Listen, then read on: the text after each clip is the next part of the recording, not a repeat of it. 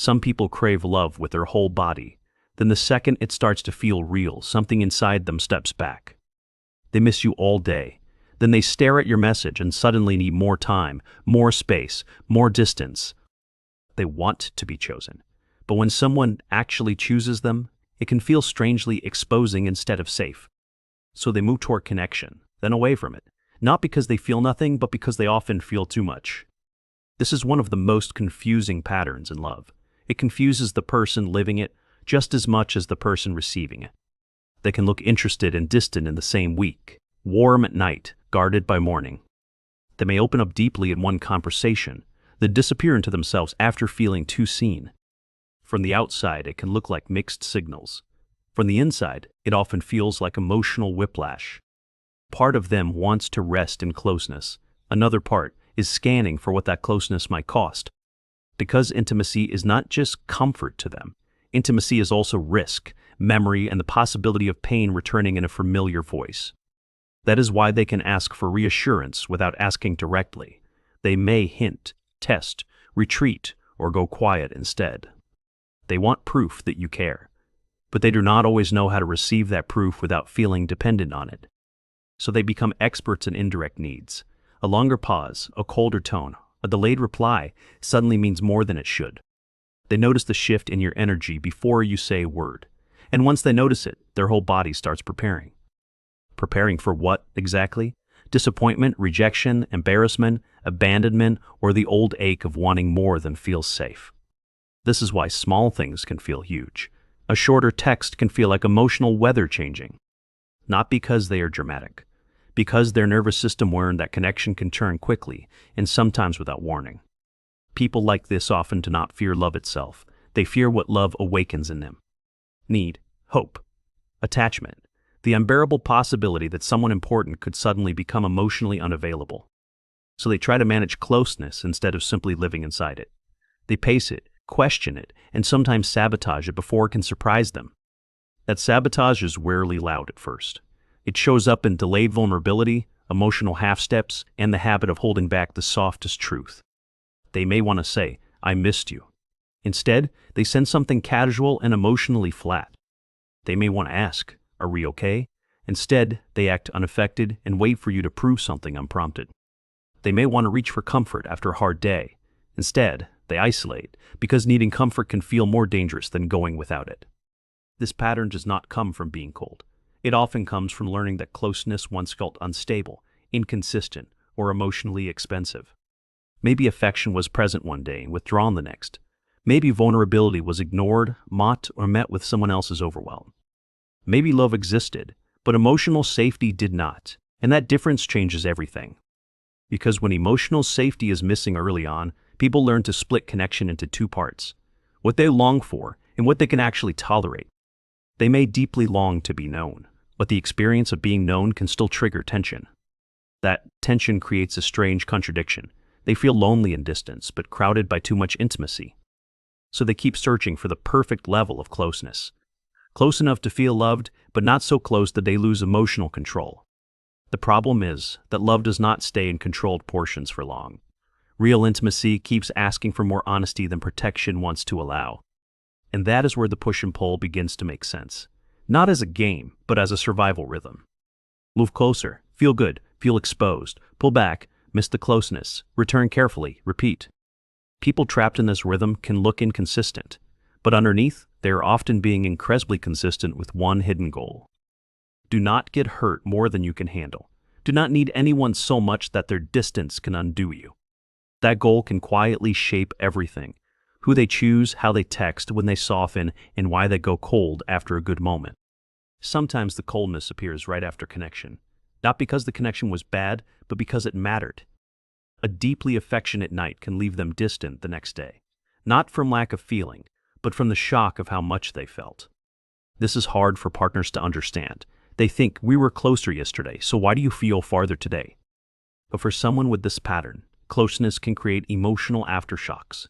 The body registers warmth, then immediately braces for loss. So after feeling close, they may become quieter, more analytical, less expressive, harder to read. They replay what they shared. They wonder if they said too much, needed too much, trusted too fast. And if the other person is healthy, steady, and kind, that can make the fear even stranger. Because healthy love removes the distractions. There is no chaos to focus on, no obvious threat to fight. Just presence, just consistency, just the terrifying invitation to relax. And relaxing can feel unfamiliar when your inner world was built around emotional vigilance. Peace can feel almost suspicious. That is why some people mistrust kindness more than inconsistency.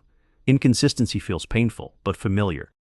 Kindness asks them to lower defenses they built for a reason. It asks them to believe something their history did not fully teach. That does not mean they want unhealthy love. It means their body may recognize unpredictability faster than safety. So when someone is clear, available, and emotionally generous, they may not immediately feel calm. They may feel exposed, watched, or unsure what to do next. Not because healthy love is wrong for them, because receiving it uses muscles they have not fully developed. This is also why they may overread ordinary moments. A simple change in tone can feel loaded. If you say, "I'm tired tonight," they may hear, "I'm pulling away." If you need space, they may hear, "I am becoming too much." They do not just respond to the moment. They respond to the emotional memory attached to moments like it. That memory lives in the body faster than logic. It can turn a small gap into a full internal story. Suddenly they are less relaxed. They text differently, talk less, or pretend they do not care. What looks like detachment is often self-protection starting early. They are trying to hurt less by feeling less first. But that strategy creates the very confusion they fear. The more they protect themselves silently, the less understood they become. Their partner feels shut out. They feel unseen. Those people end up reacting to pain that was never fully spoken. This is where longing starts wearing the costume of distance. They miss the person, but act harder to reach. They want reassurance, but resent needing it. They want closeness, but hate how vulnerable closeness makes them. So they send mixed signals that even they cannot fully decode. Come closer, but do not come so close that I cannot protect myself. You can see it in tiny moments. They lean in during the conversation, then pull back after eye contact lingers too long.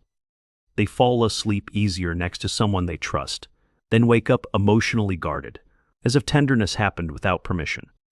They tell themselves to stay casual, then feel quietly hurt when the other person matches that distance. Because underneath the self-protection is usually a very tender wish. Please notice what I cannot comfortably ask for. Please see that my withdrawal is not always disinterest. Sometimes it is fear wearing a calm face.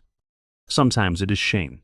Shame about having needs, wanting reassurance, caring more than they planned, or not being as unaffected as they hoped. And shame changes behavior fast. It can turn softness into sarcasm, silence, or emotional retreat.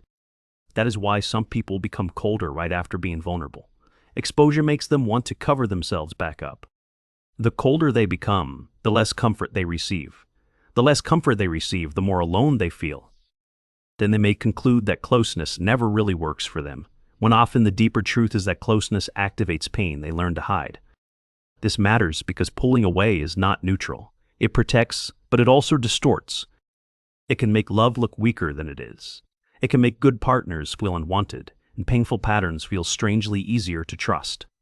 It can also keep a person stuck in a private ache, wanting connection deeply, while repeatedly acting in ways that interrupt it. That ache is exhausting, especially when you know you are part of the pattern, but do not know how to stop in real time. Because real time is the hardest part. Insight arrives later, often when the moment is already gone. Later, they can name it clearly. I did want to reply. I did care. I did pull back because I felt too exposed. But in the moment, the reaction feels justified, necessary even. That is how protective patterns survive. They do not feel like fear when they happen. They feel like reason, like caution, like dignity, like keeping your balance when something emotional starts to pull too hard. And sometimes those patterns were intelligent. They may have protected someone in a home, friendship, or relationship where openness was not safe. So this is not about shaming self-protection. Some defenses were built by a very perceptive part of you. The problem is that old protection can stay active long after the original conditions are gone. It keeps reacting to the past inside the present.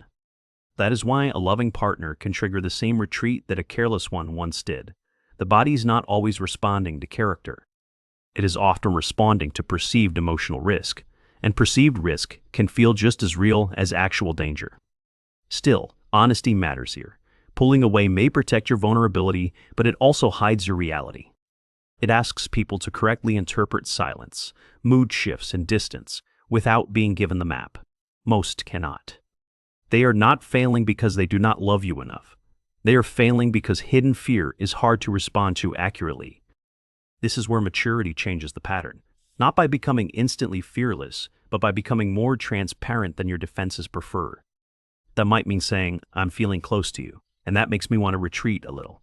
It might mean saying, "I need reassurance, but I hate needing it." Those sentences feel small. But for someone who equates need with danger, they are enormous. Because they replace emotional guessing with emotional truth. They let closeness become clearer, not just more intense. And clarity is one of the deepest forms of safety. It calms the parts of love that confusion keeps inflaming. It also reveals something important. Many people who pull away are not afraid of connection alone. They are afraid of connection without control. They are afraid of what happens when another person can truly matter. To matter is to influence your inner world. To matter is to have the power to comfort you, disappoint you, or leave a mark. That power can feel unbearable when you have spent years trying to need no one too much. So you keep one foot near the exit, even when you want to stay. But love felt fully is never built from one foot out the door. It needs honesty more than performance. It needs the courage to say, "I am pulling away, and it is not because I feel nothing. It is because I feel the stakes now." And that truth is often more connecting than perfect behavior. People can work with honesty. What hurts most is ambiguity. Warmth followed by distance, care followed by silence, intimacy followed by unexplained withdrawal. When the pattern stays unnamed, both people suffer inside different stories. One feels too much, the other knows too little. That is why self-understanding matters so deeply here. Not as a label, but as a bridge. A bridge between what you feel and what you actually do. A bridge between your longing and the ways you hide it.